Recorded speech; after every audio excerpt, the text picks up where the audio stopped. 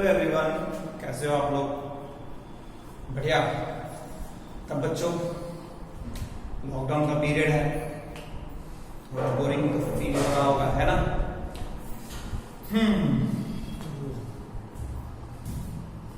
Boring को हटाने के लिए हमें क्या करना चाहिए? कोई आइडिया, कोई उपाय? मेरा हमेशा ऐसा मानना है कि जब भी आपको कुछ ऐसा लगे कि हाँ यार मुझे बोर लग रहा है ना, तो अपने से नीचे लेवल के लोगों को देखो। जैसे मुझे लगता है कि मैं बहुत बोर हो रहा हूँ, मैं थोड़ा सा न्यूज चैनल सर्च कर लेता हूँ, देखता हूँ लोग 1400 किलोमीटर पैदल चल रहे हैं।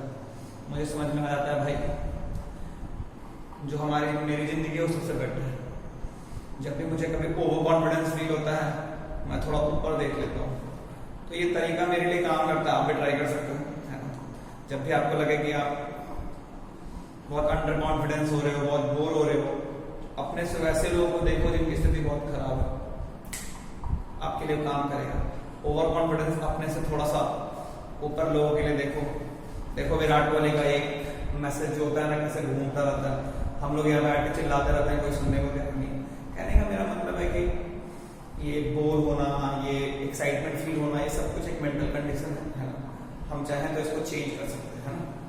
खैर, लास्ट क्लास में हमने काफी सारी बातें की थी, प्रिज्म के बारे में बात की थी ना बच्चों?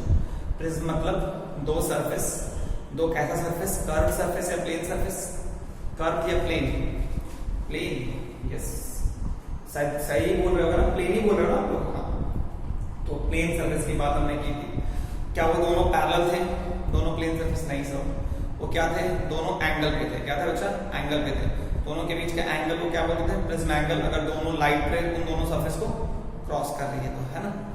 इसके बारे में, इसके बाद भी हम लोगों ने काफी सारी बातें की थी। एक बार क्या रिकैप कर ले? क्या हम लोगों ने वो दो इक्वेशन याद है? μ1 sin i equal to mu S sin i equal to mu of p into sin of r1, फिर mu of p sin of r2 equal to mu of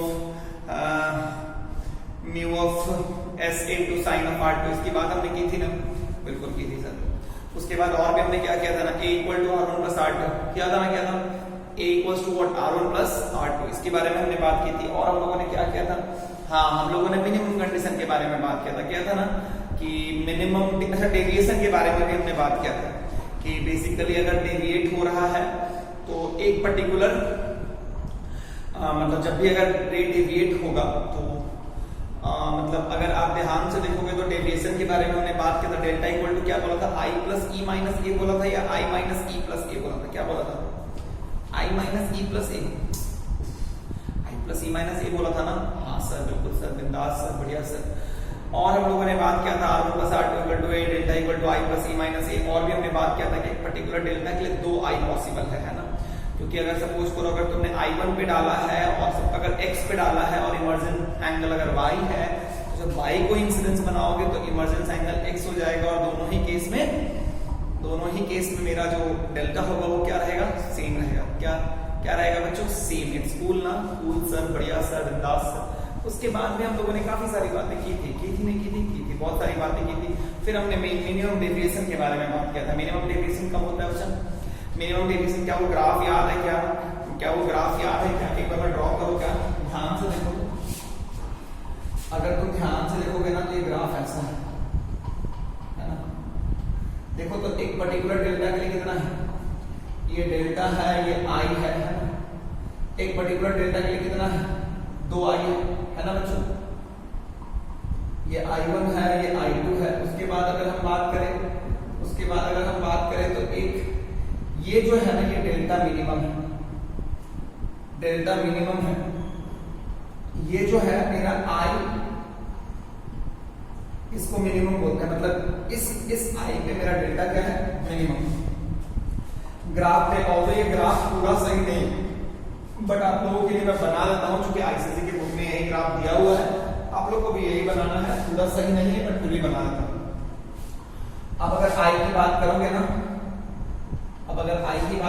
तो अगर मैं बताऊं तो जिस समय डेल्टा मिनिमम होता है उस समय एक i है या दो i है? मैंने बोला था ना कि अगर angle of i equals to अगर x है और angle of e equals to अगर y है, अगर दोनों साइड का मीडियम सेम है, सराउंडिंग मीडियम सेम है, तो हम क्या बोल सकते हैं बच्चा, हम क्या बोल सकते हैं बच्चा, एंगल ऑफ आई अगर E होगा, एंगल ऑफ आई अगर Y होगा तो एंगल ऑफ E क्या होगा, X होगा। क्या होगा बच्चा, X होगा। कोई दिक्कत वाली बात नहीं है। इस केस में डेल्टा क्या होता है, I plus E minus A। तो I प्लस E कितना होता है, X plus Y minus A। यहाँ पे भी डेल्टा क्या हो जाएगा बच्चा, y plus x minus a। क्या मेरी बात समझ में आई ना, क्या ढंग से मेरी बात समझ में, दोनों केस में डेल्टा क्या है, सेम। तो अगर डेल्टा मिनिमम मतलब एक पर्टिकुलर डेल्टा के लिए, एक पर्टिकुलर डेल्टा के लिए दो x है, x भी है और y भी है। क्या मेरी बात समझ में आई क्या। अगर हम बात करें तो डेल्टा मिनिमम के लिए क्या है, delta minimum, for delta minimum from graph for delta minimum there is only one value of I, there is only one value of I, there is only one value of I, है ना। this is possible only, this is possible only, this is possible only when angle of I is equals to angle of E। तो delta minimum के लिए क्या होता है, delta minimum implies I equals to E, this implies R1 equals to R2। क्योंकि जो भी मैं पढ़ रहा हूं उसमें सराउंडिंग मीडियम क्या है, same, R1 equals to R2। तुम्हें पता है ना R1 plus R2 equals to A होता है, तो क्या हो जाएगा, R1 equals to R2 equals to क्या हो जाएगा, A by 2। अगर ये दोनों बराबर होगा तो ये A by 2 हो जाएगा, है ना। तो हम डेल्टा मिनिमम इक्वल्स टू क्या लिख सकते हैं, डेल्टा मिनिमम जो होता है I plus E minus A को हम लोग क्या लिख सकते हैं, 2I माइनस A भी लिख सकते हैं, है ना। ये सब सारी बातें समझ में आनी चाहिए, ये सब सारी बातें समझ में आनी चाहिए। क्या मेरी बात क्लियर है बच्चा।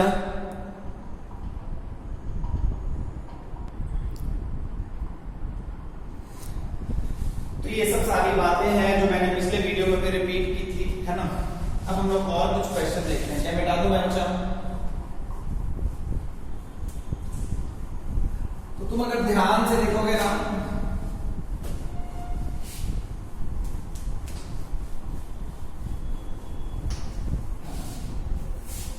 और अगर मैं बात करूं तो तुम समझ सकते हो कि मान लो मैं तुम्हें दे दिया कि डेल्टा मिनिमम कितना, अच्छा डेल्टा मिनिमम मान लो है 90 डिग्री, ठीक है। मान लो एंगल ऑफ प्रिज्म कितना, अच्छा एंगल ऑफ प्रिज्म कितना, अच्छा 30 डिग्री। आपको मैं पूछ रहा हूं find out the value of I, find out the value of I for which delta is minimum. Option A है 75 डिग्री, ऑप्शन बी है 60 डिग्री, ऑप्शन सी है 90 डिग्री, ऑप्शन डी है none of these. 75, 60, 90, none of these. बताना है आपको, बताना है आपको, ढंग से बताना है। तुम अगर ध्यान से देखो, तुम्हें मैंने बताया था ना डेल्टा मिनिमम क्या होता है, अच्छा 2I माइनस A। पहले वीडियो को पॉज करके खुद से पहले बना लो, फिर सॉल्यूशन देखना।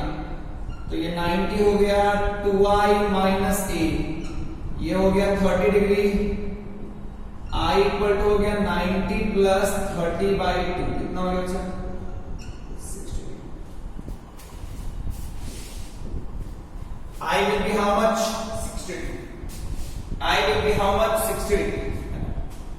तो तो अगर कभी मैं डेल्टा मिनिमम दे दूं तो आप लोग ये निकाल सकते हैं। चलो अगला क्वेश्चन है, ये समझ में आया ना, ये समझ में आया ना, मिटा दूं मैं।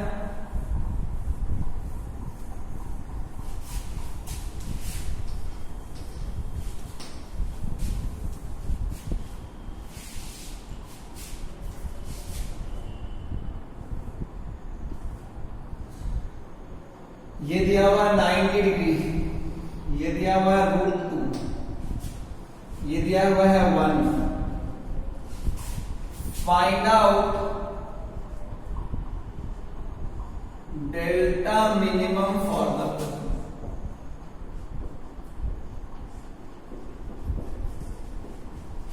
पहला ऑप्शन है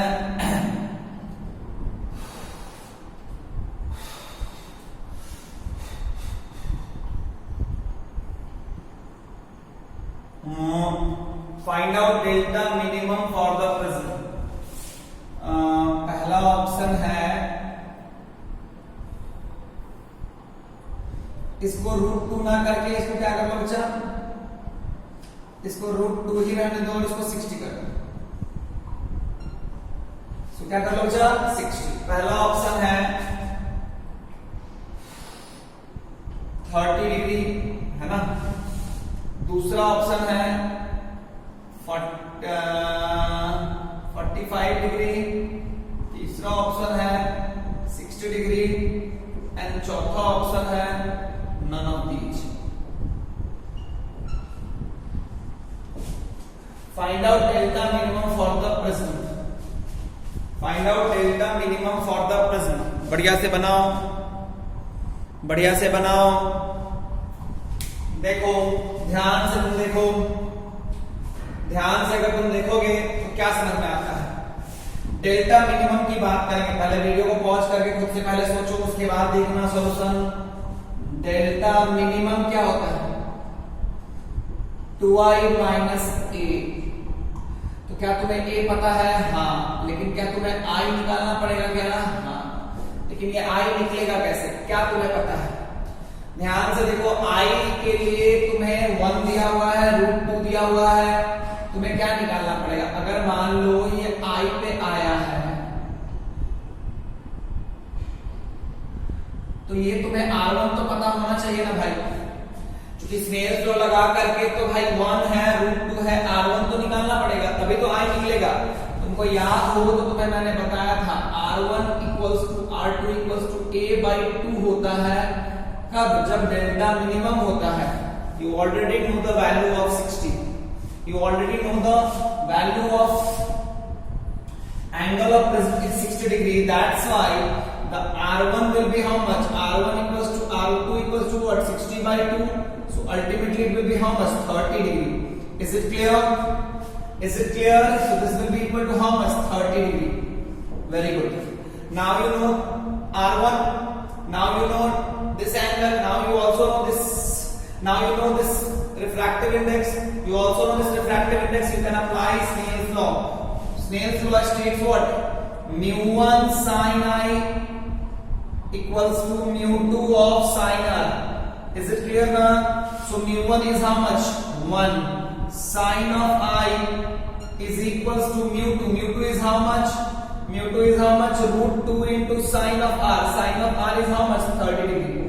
So 1 into sin of I equal to √2 into sin 30, 1/2. So sin of I is how much? 1/√2. So I will be how much? 45 degree. This is the angle, this is the incidence angle for which the angle of refraction. So this is the angle of incidence for which prism will show the minimum deviation. Now you can apply this formula. 2 into 45 minus 60. 90 minus 60 is how much? 30 degree. 90 minus 60 is how much? 30 degree. Clear है ना बच्चों? तो देखो, तो if I will give you delta minimum, you can find I. If I will give you prism that with A, refractive index and all, you can also find delta minimum, है ना? क्या मैं मिटा दूं? क्लियर है क्या? बहुत बढ़िया। चलो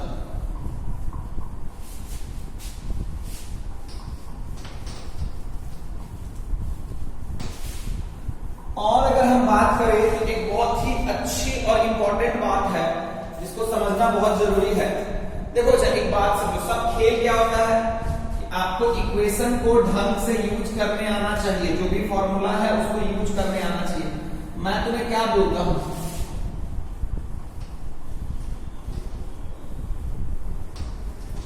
देखो मैंने तुम्हें एक क्वेश्चन दिया, जैसे कभी अगर तुम्हें सपोज कर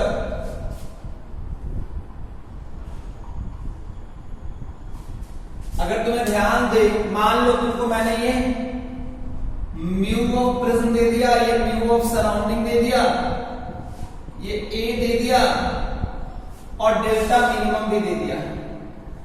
मान लो तुम खुद से सोचना, तुम्हें मैंने सराउंडिंग दे दिया, प्रिज्म दे दिया, सराउंडिंग दोनों साइड का सेम, अगर ये दिया हुआ है तो डेल्टा मिनिमम कैसे निकालोगे? डेल्टा मिनिमम के लिए क्या होता है फॉर्मूला? डेल्टा मिनिमम के लिए फॉर्मूला होता है 2i माइनस a। तो you know a, you have to find a। इसके लिए तुम्हें क्या पता है? ध्यान से देखो तो तुम्हें r1 पता है, ये क्या है? अच्छा a/2, यही ना तुम्हें निकालना है। यहां से क्या करना, एक बार स्नेल्स लॉ लगा करके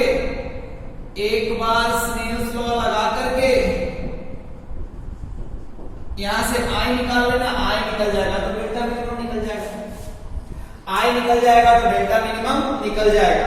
तो देखो, तो अगर मैं तुम्हें एक प्रश्न दे दूं और उससे डेल्टा मिनिमम निकालने के लिए बोलूं तो पहले तुम्हारे लिए ध्यान होना चाहिए कि r1 इक्वल्स टू a/2 करके और स्नेल्स लॉ का इक्वेशन लगा करके i निकाल लेना, i निकल जाएगा तो डेल्टा मिनिमम निकल जाएगा। क्वेश्चन इस तरीके से पूछ सकता है। दूसरा टाइप का क्वेश्चन हो सकता है कि मान लो मैं तुम्हें डेल्टा मिनिमम दे दूं, मैंने तुम्हें डेल्टा मिनिमम दे दिया और a दे दिया, ये गिवन है, ये क्या है बच्चा? This is given to you, है ना?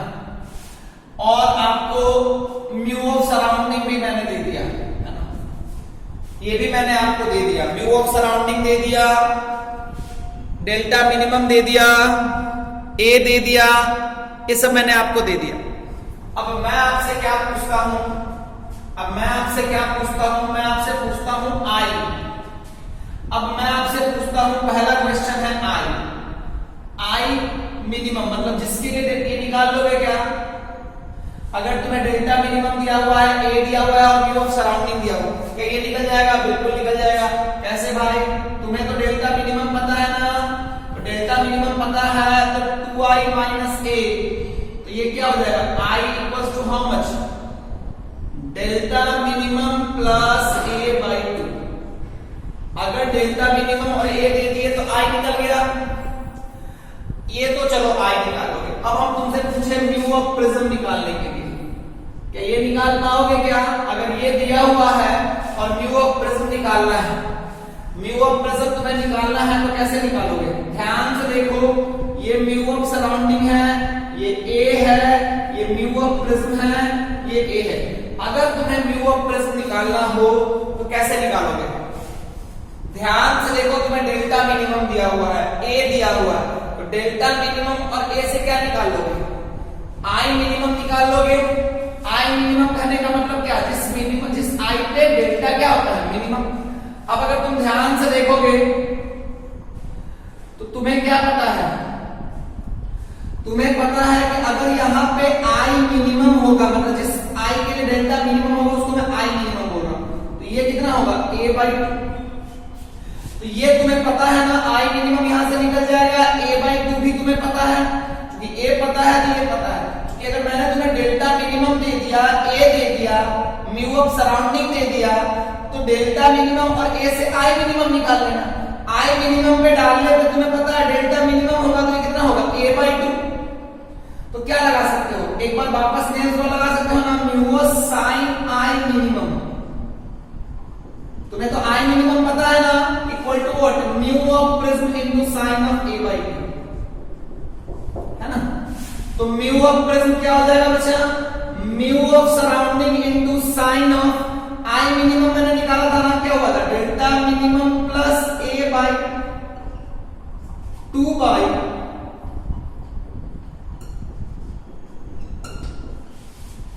Sign of A by 2। देखो अगर तुम्हें मैंने आई और ए दे दिया, सॉरी अगर मैं तुम्हें यहां पे क्या दिया हुआ था, यहां पे ए पता था, म्यू भी पता था और म्यू एस पता था, ए पता था, म्यू भी पता था, म्यू एस पता था। तो A mu of prism, mu of surrounding अगर पता हो तो R2 निकाल, तो तुमको ये समझ में आएगा कि अगर ए पता है, म्यू भी पता है, तो जिस समय डेल्टा मिनिमम होगा उस समय R1 का वैल्यू क्या होगा, a बाई 2। उस समय पे I निकल जाएगा, अगर I निकल जाएगा तो डेल्टा मिनिमम भी निकाल लेंगे। यहां पे a mu P mu S देख करके डेल्टा मिनिमम और I मिनिमम पूछ रहा था, a mu P mu S देख करके डेल्टा मिनिमम और I मिनिमम, तो a पता है, डेल्टा I मिनिमम कैसे निकालेंगे, जब I मिनिमम मतलब जिस समय डेल्टा मिनिमम होगा उस समय I का वैल्यू जो होगा तो R1 कितना होगा, a बाई 2। इस वाले फॉर्मूले से हम क्या निकाल लेंगे, I, जिस I पे डेल्टा क्या हुआ मिनिमम, एक बार ये I निकल जाएगा तो डेल्टा मिनिमम निकल जाएगा। एक इस टाइप का क्वेश्चन रहेगा। दूसरा क्वेश्चन रहेगा कि तुमको डेल्टा मिनिमम दे दे, a दे दे, म्यू एस दे दे, तो तुमसे मैं I मिनिमम पूछूंगा, कोई कष्ट है क्या, डेल्टा मिनिमम पता है तो I मिनिमम निकाल लोगे, और तुमसे मैं म्यू ऑफ प्रिज्म पूछूंगा तो कोई कष्ट है क्या, क्योंकि तुम्हें जब I मिनिमम पता चल गया तो I मिनिमम पे R1 कितना होता है, a बाई 2। अब R1 a बाई 2 होता है, म्यू ऑफ प्रिज्म निकालना है तो लगा दो स्नेल लॉ भाई, निकल जाएगा। मैंने हर टाइप के क्वेश्चन आपको कराए हैं, एक बार मैंने रिकैप भी करा दिया, ध्यान से देखोगे ना तो क्लाइमेक्स क्या है, इस पूरे सीन का क्लाइमेक्स क्या है, क्लाइमेक्स है कि मुझे R1 पता होता है, R1 equals to a by 2 होता है। इस चीज को ध्यान लगाइएगा, इस चीज को यूज कीजिएगा, क्योंकि ये वो चीज है जो बहुत ऑब्वियस नहीं होता है। I equals to e, I equals to e सब चिल्लाते हैं, but R1 equals to a by 2 या R2 equals to a by 2 होता है, ये कोई नहीं चिल्लाता है। आप जरूर चिल्लाइएगा, मन ही मन एग्जाम हॉल में मन ही मन चिल्लाइएगा, ओहो डेल्टा मिनिमम में जब I मिनिमम डेल्टा मिनिमम के लिए जो R1 का वैल्यू होता है वो a बाई 2 होता है और R2 भी a बाई 2। जैसे ही वो चीज समझ में आएगा, क्वेश्चन का अपने आप जो है वो जो है क्वेश्चन खुल जाता है और फिर अपने आप सब कोई दिक्कत वाली बात नहीं है। क्या मेरी बात पूरी समझ में आई बच्चा, ढंग से मेरी बात क्लियर हुई क्या, अरे बोलो आया।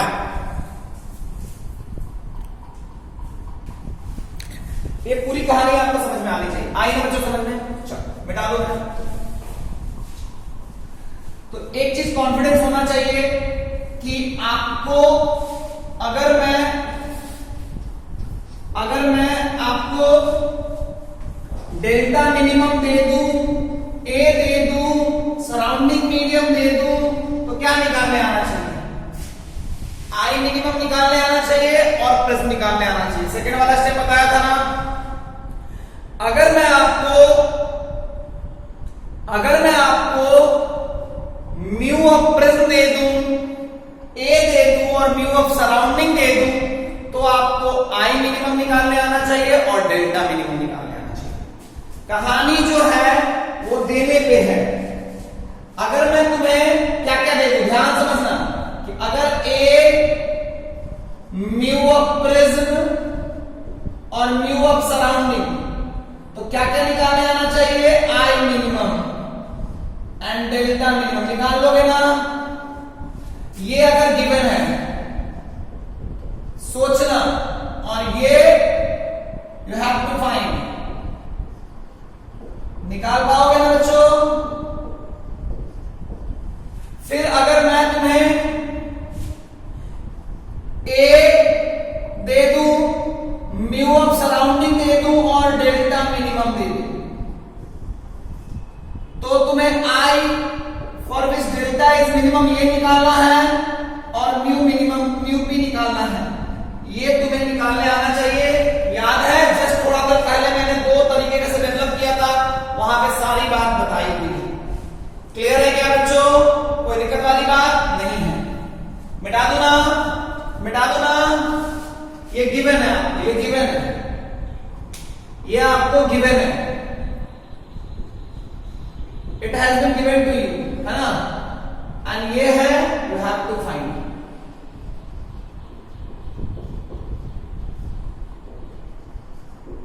बहुत सुंदर, बहुत खूबसूरत तरीके से आपको बनाने आना चाहिए, कोई बहुत बड़ा चीज नहीं है।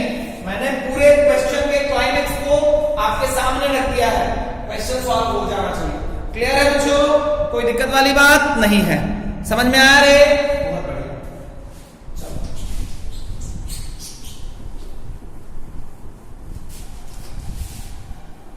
तो और भी प्रिज्म की बातें हैं थोड़ी बहुत, वैसे सिलेबस में नहीं है, लेकिन याद रखना डेल्टा मैक्सिमम होता है। डेल्टा मैक्सिमम कभी अगर पूछे, डेल्टा मैक्सिमम होता है जब आई क्या होता है बच्चा? 90। डेल्टा मैक्सिमम होता है कब? जब आई तुम्हारा क्या होता है?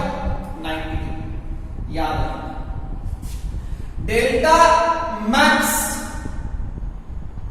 व्हेन आई इज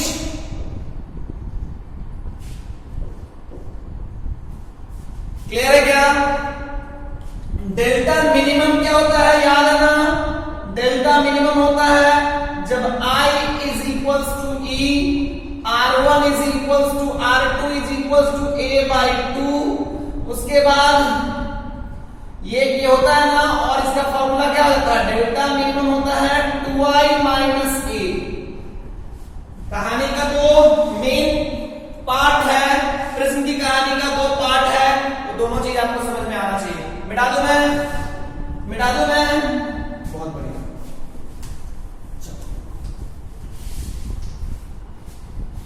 जैसे मैं आपको एक क्वेश्चन देता हूं, बना क्वेश्चन है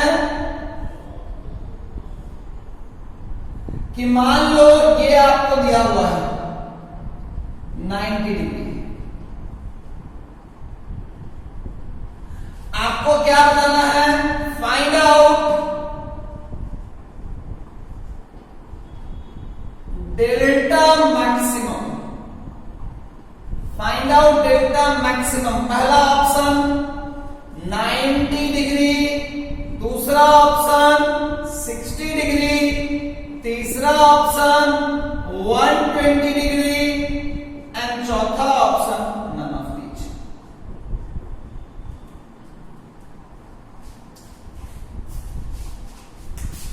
क्या हो पाएगा बच्चों? क्या हो पाएगा? तुम लोग के मन में ये शंका आ रही होगी, सर I90 एग्जैक्टली कैसे हो सकता है? तो एग्जैक्टली 90 नहीं, 89.99999, इसको मैंने 90 ले लिया है। क्योंकि कहोगे कि सर जब 90 होगा तो वो तो बाउंड सरफेस के अराउंड चला जाएगा। तो मेरा बोलने का तात्पर्य था कि वो एग्जैक्टली 90 नहीं, 90 से जस्ट छोटा 89.99999, इस पे डेल्टा क्या होता है? मैक्सिमम होता है। तो ध्यान से देखोगे तो तुम्हें पता है ना डेल्टा मैक्स, तुम्हें पता है ना for delta max I becomes 90। तो ध्यान से देखोगे तो अगर ये 90 है, एग्जैक्टली 90 नहीं होता है, बट फिर भी तो ये मान लो ये कितना हो गया? ये R1 निकालना है। इस केस में क्या R1 90 डिग्री के बाई 2 होगा? क्या नहीं होता है। R1 A बाई 2 के बराबर नहीं होता है। तो R1 पहले निकालना होगा ना, तो तुम्हें I क्या हो गया? 90 हो गया। तो तुम्हें अगर I 90 हो गया तो डेल्टा मैक्स क्या हो जाएगा? डेल्टा मैक्स हो जाएगा 2 इंटू 90 माइनस A। कितना हो गया बच्चा? A हो गया ए हो गया 90 डिग्री, कितना हो गया बच्चा 180 minus 90, it will be what 90, it will be what 90।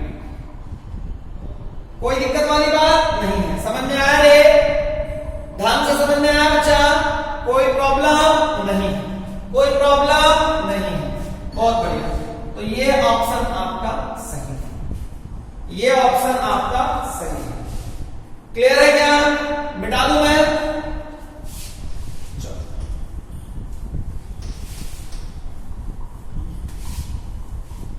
चलो मैं एक तुम्हें क्वेश्चन देता हूं।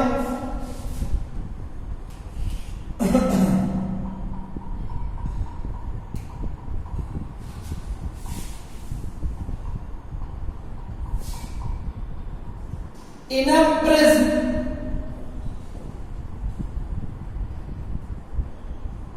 for delta equals to 60 degree,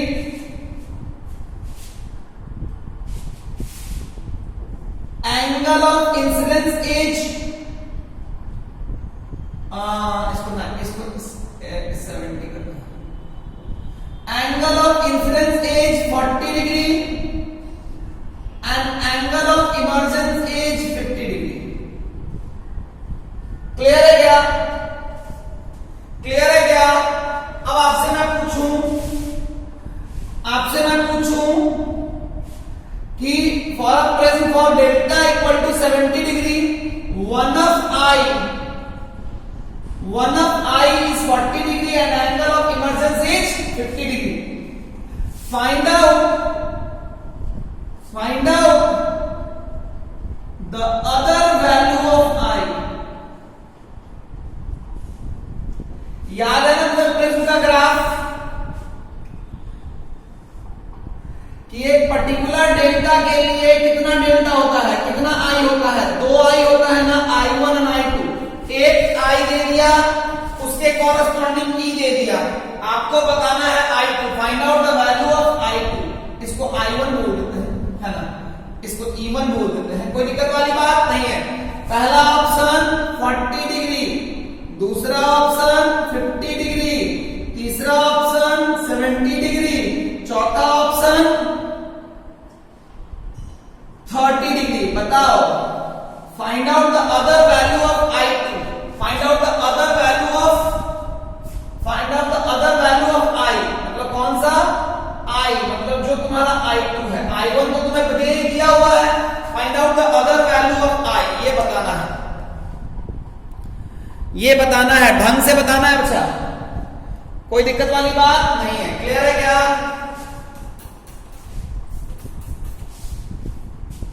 चलो बढ़िया से बनाओ तो।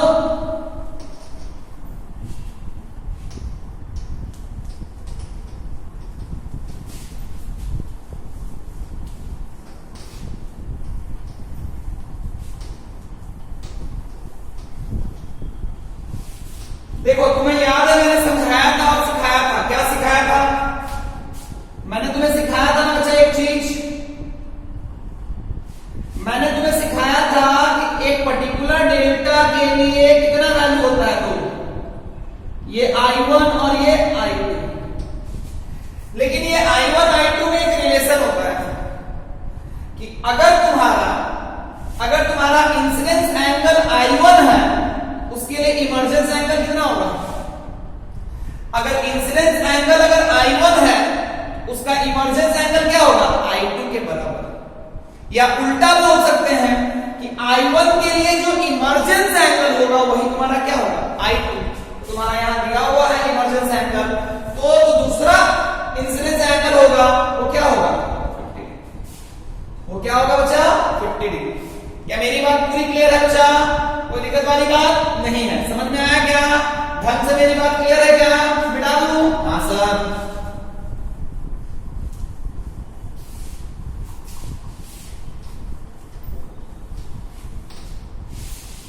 और एक क्वेश्चन की बात करें, एक और अच्छा क्वेश्चन है, थोड़ा उसको देखते हैं। ध्यान से देखोगे कि फॉर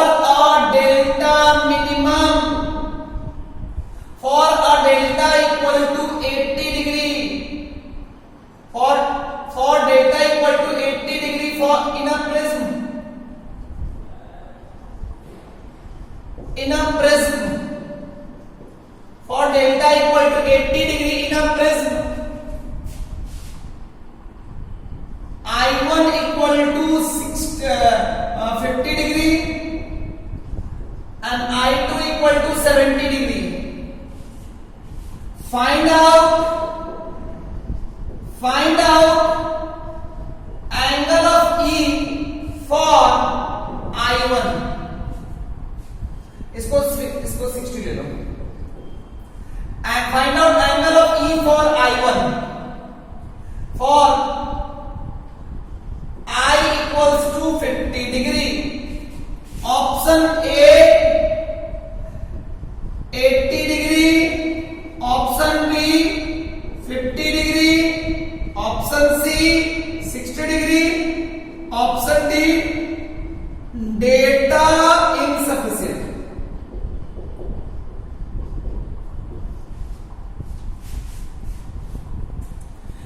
डेटा इनसफिशिएंट. क्या कर पाओगे क्या? देखो तो तुम्हें मैंने बताया था ना, याद करो ग्राफ को, कि एक पर्टिकुलर डेल्टा के लिए 2 आई होता है ना, I1 और I2. ध्यान से देखोगे तो तुम्हें समझ में आएगा कि I1 जब इंसिडेंस I1 होता है तो इमर्जेंस किसके बराबर होता है? I2 के बराबर. तो जब इंसिडेंस 50 है इमर्जेंस किसके बराबर होगा? 60. सिंपल क्वेश्चन है, कोई टफ चीज है नहीं, बट दिमाग लगाना है, कोई प्रॉब्लम नहीं है. समझ में आया रे? बहुत बढ़िया. और आगे बढ़े.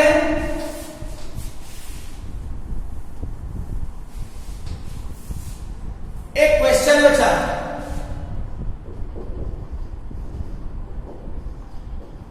For delta equal to 80 degree I1 50 degree, I2 equal to 50 degree, 60 degree. ठीक है. Which of the statement for delta equal to 80 degree in a prism? Which of the statement is correct?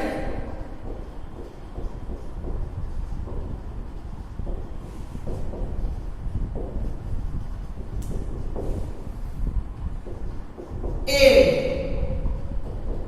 I minimum is greater than 60 degree. I minimum is less than 60. I minimum कहने का मतलब है कि जिस I पे delta क्या है? Minimum. C, I minimum will be greater than 50, less than 60. D, none of these. कौन सा ऑप्शन सही है?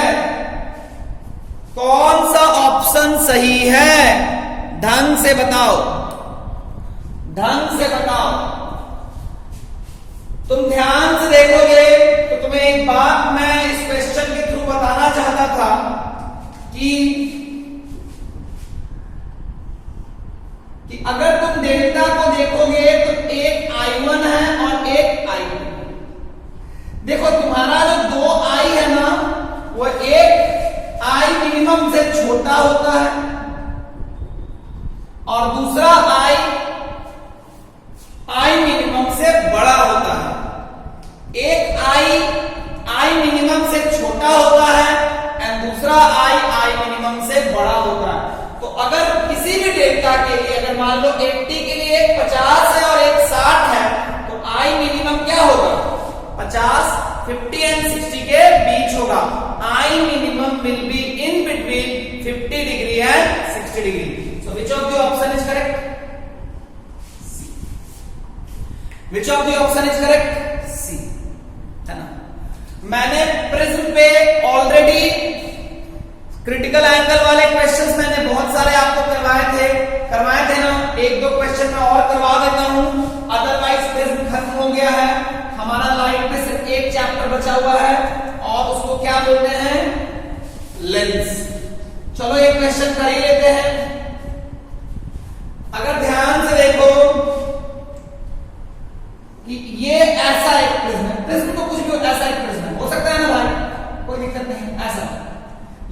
सरफेस देख, ऐसा सरफेस है, कोई दिक्कत नहीं, ऐसे आया, ये थीटा है, ये √2 है, ये 1 है ना, ये 45 डिग्री है, ये थीटा है, सॉरी ये 90 है, ठीक है ना। आपको क्या बताना है, अच्छा देखो ध्यान से, ये 90 डिग्री है, आपको बताना है यहां पे इंसिडेंस एंगल। पहला question, find out value of i, find out value of i. पहला ऑप्शन 0, दूसरा ऑप्शन 90, कौन सा ऑप्शन सही होगा? यहां पे इंसिडेंस एंगल बताओ तो, find out value of i, find out value of i बताओ। पहला ऑप्शन है 0, दूसरा ऑप्शन है 90। ध्यान से तुम देखोगे तो तुम्हें समझ में आएगा, ये 90 डिग्री तो सरफेस के साथ एंगल है भाई, नॉर्मल के साथ एंगल कितना बना रहा है? 0।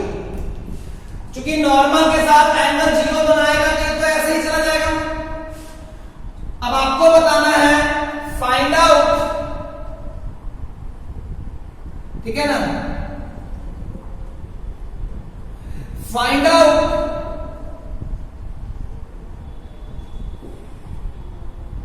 फाइंड आउट आपको बताना है, अच्छा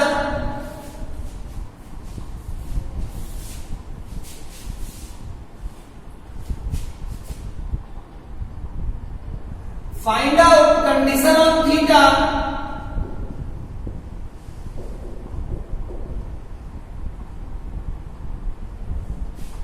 क्वेश्चन आंसर है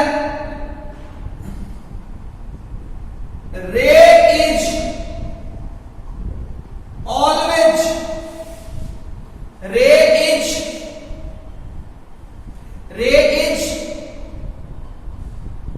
क्या सर, इसको मान लो S1 बोला, इसको बोला S2। क्वेश्चन है एट S2 रे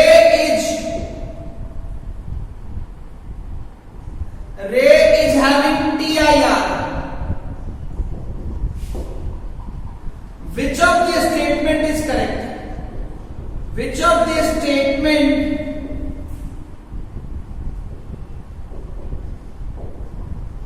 is correct?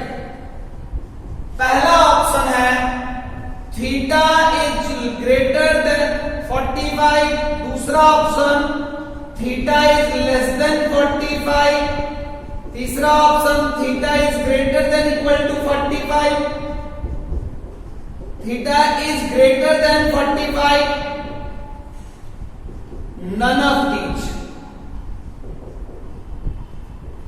कौन सा ऑप्शन सही है? कौन सा ऑप्शन सही है? हमेशा TIR हो रहा है, ध्यान से देखो, तो वीडियो को पहले पॉज कर लेना फिर बनाना, ध्यान से देखो किसको, क्वेश्चन को, मुझे नहीं। अगर ये थीटा है तो ये भी थीटा है, ये थीटा तो ये भी थीटा, ये कितना हो जाएगा भाई? 90 माइनस थीटा। अगर TIR हो रहा है तो 90 minus theta is greater then what? C। अगर TIR हो रहा है तो 90 minus theta is greater then C, sine theta is what? यहां से यहां डेंसर से रेयर छोटा वाला बाई बड़ा वाला, साइन C का वैल्यू क्या होगा? छोटा वाला बाई C का वैल्यू क्या हो जाएगा? 45 डिग्री। तो 90 minus theta is greater than 45, so 90 minus 45 is greater than theta, यानी theta is less than 45। Theta का वैल्यू अगर 45 से कम होगा तो यहां पे हमेशा क्या होगा? TIR। Which of the option is correct? A. Which of the option is correct? A. क्या मेरी बात समझ में आई बच्चों? क्या ढंग से मेरी बात पूरी क्लियर हो गई क्या? बढ़िया। एक आध क्वेश्चन और देखो।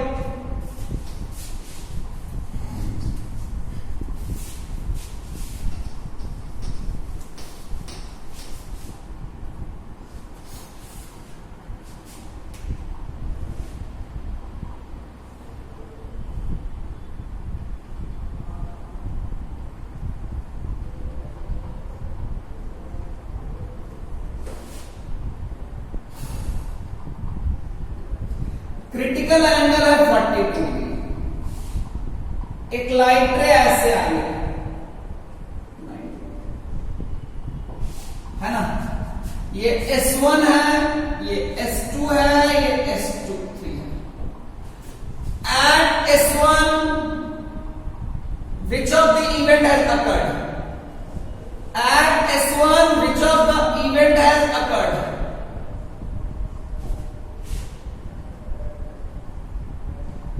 Which of the event has occurred? पहला ऑप्शन है रिफ्लेक्शन, दूसरा ऑप्शन है रिफ्रैक्शन। बताओ, तो 90 पे है, इंसिडेंस एंगल क्या हो गया, 90 हुआ, 0 हुआ। अरे भाई साहब 0 हुआ ना, तब आप समझाएं, तो रिफ्रैक्शन हुआ है ना। अगला क्वेश्चन है S2। At S2 which of the event has occurred? ध्यान से देखो, तो अगर ध्यान से देखोगे तो ये तो अगर I 0 हो गया तो R भी क्या होता है, 0, यही ना। तो ये 60 है, ये 90 है, तो ये क्या हो जाएगा 30। तो ये भी कितना हो गया, ये 60 हो गया। ध्यान से देखो तो क्रिटिकल एंगल 42 है, ये 60 है, क्या होगा, टेयर होगा ना भाई, तो क्या होगा रिफ्लेक्शन या रिफ्रैक्शन, रिफ्रैक्शन। तो ये ऐसे चला गया ना। ध्यान से देखो, अब बताना है at S3 which of the event has occurred? At S3 which of the event has occurred? अब बताओ,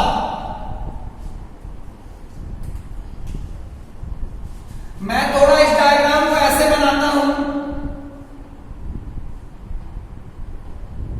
ये 60 हो गया, ये 30 हो गया, ये 60 हो गया, तो ये क्या हो गया 90, ये क्या हो जाएगा 90 होने पे इंसिडेंस एंगल 0 हो जाएगा, तो रिफ्रैक्टेड एंगल भी क्या हो जाएगा 0। अल्टीमेटली क्या हो जाएगा, क्लियर होगा क्या, नहीं, ये ऐसे निकल जाएगा। तो रिफ्लेक्शन या रिफ्रैक्शन, रिफ्रैक्शन। क्लियर है क्या? और भी बहुत सारे क्वेश्चन हमने पहले ही कर रखे हैं। आई होप कि आपको मजा आया होगा आज की क्लास में, है ना।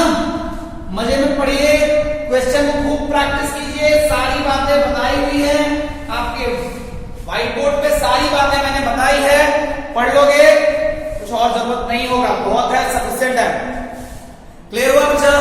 चलो हम फिर मिलेंगे अगले एपिसोड में। उस एपिसोड में हम बात करेंगे किसके बारे में, लेंस के लिए सिंपल चैप्टर है, मजा आएगा, 1 से 2 क्लास लगेगा, लाइट खत्म हो जाएगा, है ना। चलो टाटा बच्चा लोग, बाय।